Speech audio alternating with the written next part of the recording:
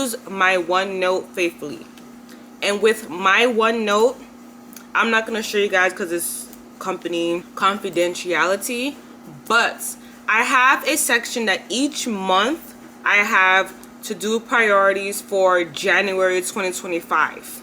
And I write down all the things that I have that are priority for that entire month, new items that come in, to help me remember my task and what to do so I don't get unorganized and feel overwhelmed at work. Another thing I do is every single meeting that I have, I write notes down from that meeting, the purpose of the meeting and the takeaways from that meeting, and questions I must have had throughout that meeting, questions that probably were answered that I had in my mind throughout that meeting. If there's any instance like 3 months from now and I'm like, oh my gosh, I remember I had a meeting, I could go back and I could remember like all the pinpoint the ideas that I had during that meeting and basically say, okay, I remember this, I remember that, and bing bang boom, I'm gonna do this.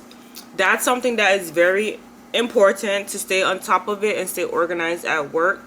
And just a heads up, if you have that, people are going to come to you and say, oh my gosh, Shanice, you must have had a notes, because everybody always come to me and be like, oh my gosh, Shanice, you must have had notes from X, Y, and Z. Do you remember this conversation? I go back, I was like, yeah, I remember we did X, X, X, X, and that's it. Another thing that I do is whenever there's certain meetings that I have with the supervisor and managers, I always write down notes from that meeting and I email out to them and I say, hey, if I missed everything or I have any clarification, here is it. So this case, in case anybody was out, they have the information.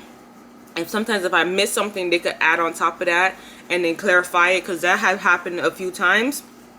And that's how I stay organized and on top of my game. Another thing is that when it comes to Outlook, if you use Outlook or even if you use whatever email that your company uses, flag your emails, because that helps you to remember, like to remember which email that you need to go back to and to address.